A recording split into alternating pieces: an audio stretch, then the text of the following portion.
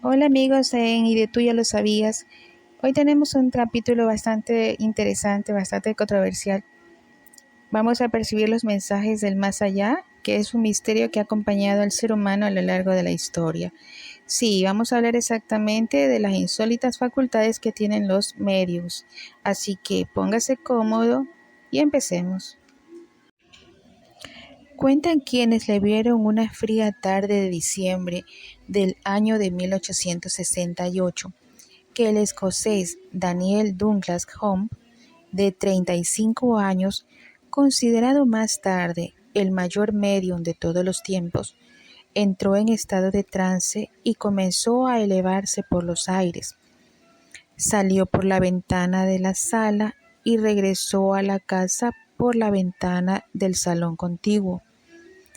Para mayor asombro de los presentes, repitió la escena una y otra vez. Ya a la edad de 4 años, los habitantes de Currie, su localidad natal, muy próxima a Edimburgo, le atribuían ciertos poderes paranormales, supuestamente heredados de su madre, también conocida por sus dotes premonitorias. Al quedar huérfano a edad muy temprana, buena parte de su infancia transcurrió en Estados Unidos junto a su tía. Con solo 13 años anunció la muerte de un amigo que al parecer falleció 3 días más tarde.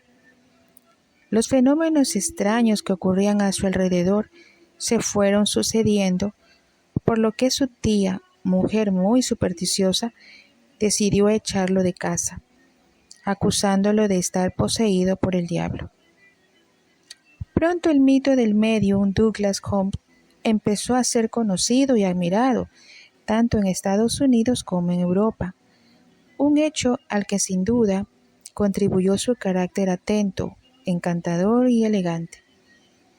Napoleón III y su esposa Eugenia de Montijo, el zar de Rusia o el rey de Baviera, fueron tan solo algunos de sus admiradores. Hasta el novelista ruso Lev Tolstói tuvo ocasión de asistir a alguna de sus sesiones. No obstante, sus prácticas provocaron la cólera de las autoridades religiosas en Italia. ¿Era Douglas Home realmente un ser sobrenatural? En 1862, Home publicó un ensayo titulado Revelaciones sobre mi vida sobrenatural. En él explicaba con detalles su capacidad para volar, así como otras habilidades, por ejemplo, elevar objetos y desplazarlos, conseguir que el suelo vibrara, la levitación, la clarividencia, la telequinesia e incluso la elongación del cuerpo.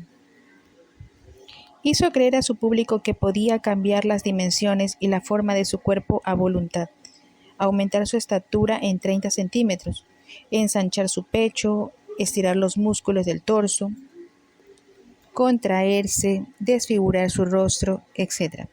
Al respecto, relataba un periódico de la época, en una de las sesiones se tumbó entre dos hombres, tocando su cabeza con la de uno de ellos y sus pies con las del otro. Su cuerpo se alargó por los extremos, empujando a sus colaboradores, que quedaron separados unos 2,10 metros. Luego empezó a levitar y balancearse en el aire hasta quedar recostado en un sofá volante. Tan singulares dotes llegaron a desconcertar a científicos como Sir William Crookes, un ilustre químico que investigó las prácticas del medium durante años sin que consiguiera hallar una explicación racional. Crookes señaló en sus escritos que junto a sus éxitos hubo también muchos intentos fallidos. Si bien reconoce que poseía una misteriosa fuerza psíquica, esta fuerza psíquica que hoy conocemos en mayor profundidad ha puesto de relieve que los supuestos poderes de muchos médiums se sustentan en una poderosa personalidad capaz de sugestionar a su predispuesto auditorio. El espiritismo y la ostentación de sus supuestos poderes comenzó a convertirse en rutina a medida que avanzaba el siglo XIX. El espiritismo y la ostentación de supuestos poderes comenzó a convertirse en rutina a medida que avanzaba el siglo XIX. Fue ese siglo una época proclive al ocultismo y a la superchería, sobre todo cuando en la década de 1850 los rumores sobre hechos extraordinarios en la famosa Casa de los Fox en Heidelberg se convirtieron en el germen del movimiento espiritista. Una de las capacidades más sorprendentes que se atribuyen a los médiums es la levitación. De acuerdo con los textos sagrados de la antigua India, el poder de la levitación estaba reservado a los dioses, los héroes mitológicos y también a algunos mortales sabios y virtuosos, capaces de desafiar la ley de la gravedad. Pero no eran hombres comunes, sino seres que se sumían durante un largo periodo de tiempo en un letargo místico, de ayuno y absentismo. Encontramos casos de levitación, por ejemplo, en la obra Shui Xin Chuan, escrita en China en el siglo IV de la era cristiana. En ella se relata la historia de Liu An, quien tras ingerir cierto elixir elaborado por un monje taoísta, comenzó a volar sin poder evitarlo. Por su parte, en sus estudios, los árabes llegaron a la conclusión de que la Gran Pirámide fue obra de unos sacerdotes que levitaban. Sobre Douglas Home, el mayor medium de todos los tiempos, se sabe que muere en 1886 a causa de una tuberculosis que lo perseguía desde niño, y en el epitafio de su tumba, en el cementerio parisino de Saint-Germain-en-Laye, se puede leer: Daniel Douglas Home, nacido a la vida terrestre cerca de Edimburgo el 20 de marzo de 1833, nacido a la vida espiritual el 21 de junio de 1886. A otro corresponde distinguir los espíritus. Eso es lo que exactamente dice en su epitafio. Y para dar terminado este capítulo de las mediums, de las levitaciones, tengo un argumento más que indicar.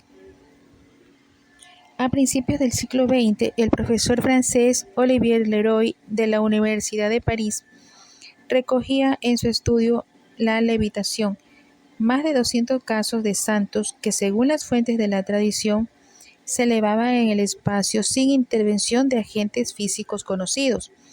Entre ellos se encuentran, por ejemplo, Santo Domingo, 1170-1221, que levitó mientras rezaba en un monasterio de frailes benedictos. También el beato José de Cupertino, nacido en 1603, alcanzó en trance místico la parte superior del altar mayor de una iglesia de la ciudad de Asís. Pero los santos a los que se atribuyen levitaciones fueron muchos más: Teresa de Jesús, Pedro de Alcántara, Francisco de Asís o Tomás de Aquino.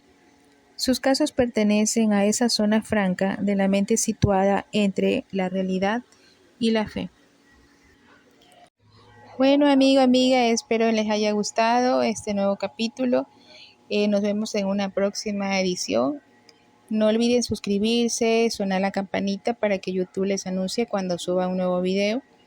Y coméntame, ¿y tú ya lo sabías?